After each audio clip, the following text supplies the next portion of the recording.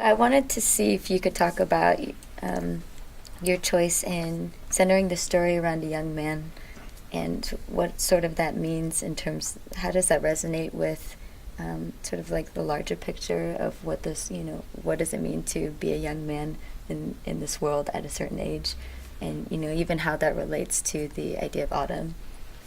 I think the Kashmir conflict, because it's gone on for 20 years now, more than 20 years. The young generation that grew up during this conflict or was born post 1989 is critical to the Kashmir issue right now, because that is the generation right now that has seen only violence. Having experienced all the violence, obviously they've internalized it.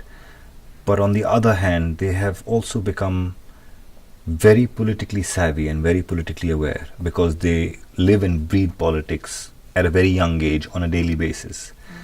For example, last summer, it was almost a very spontaneous, leaderless protest movement that started, and it was only young people on the streets. More than 100 of them died eventually, and it was a paradigm shift in Kashmir, in the sense that none of them actually resorted to the kind of violence that Kashmir was known for, in terms of picking up arms and shooting down soldiers, or getting into gunfights or any other. They were all peaceful protests. They were stone pelting, yes. It was like the Palestinian Intifada in that sense. But not a single soldier died during these protests. They burnt down police vehicles, they burnt down other government installations, but they never killed anyone.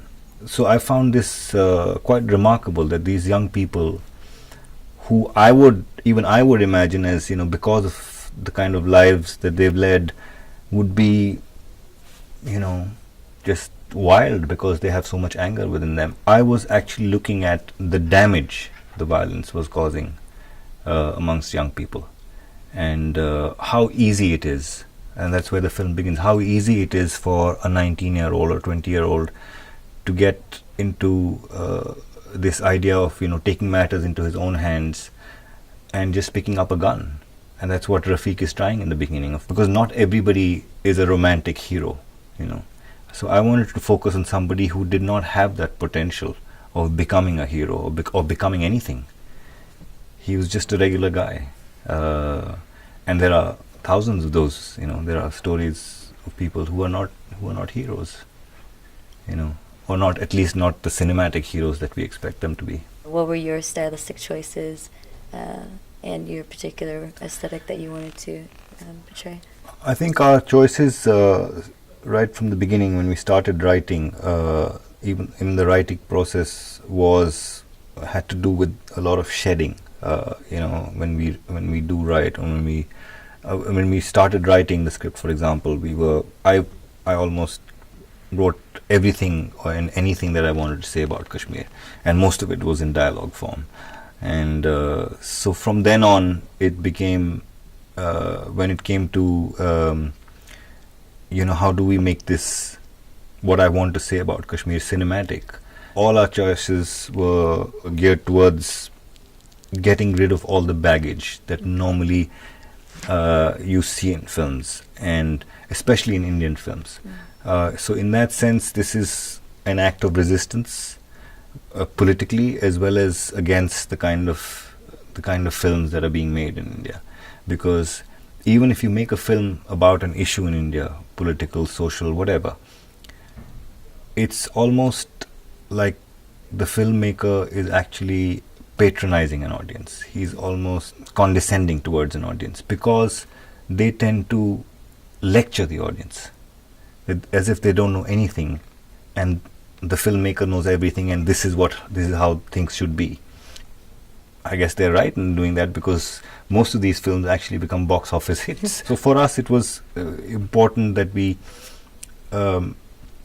didn't want to make this film for a particular audience, whether it was Indian or a Western. So we didn't want to add any exotica which would attract a foreign audience, or anything of that sort. So our aim was basically to remain true to the place, and get to the essence. Since we are trying to do to sort of explore the mindscape of people, get to the essence without using the tools of dialogue or a drama as such. The drama is already there. I cannot go and claim that I created that drama.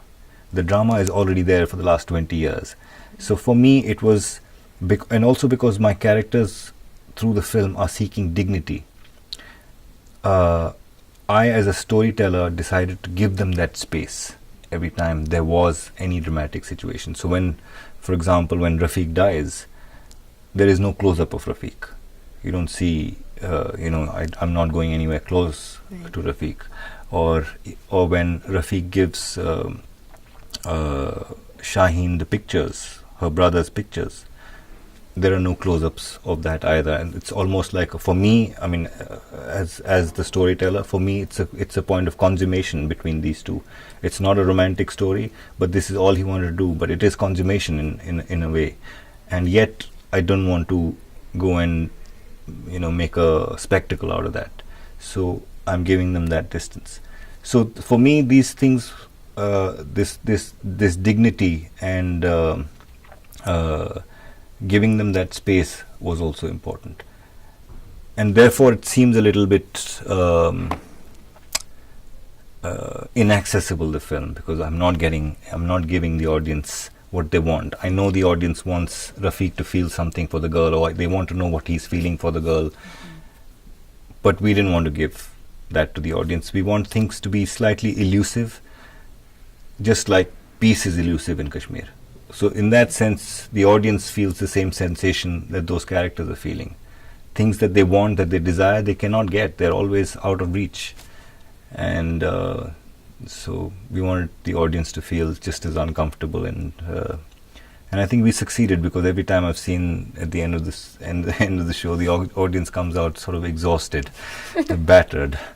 So I think it worked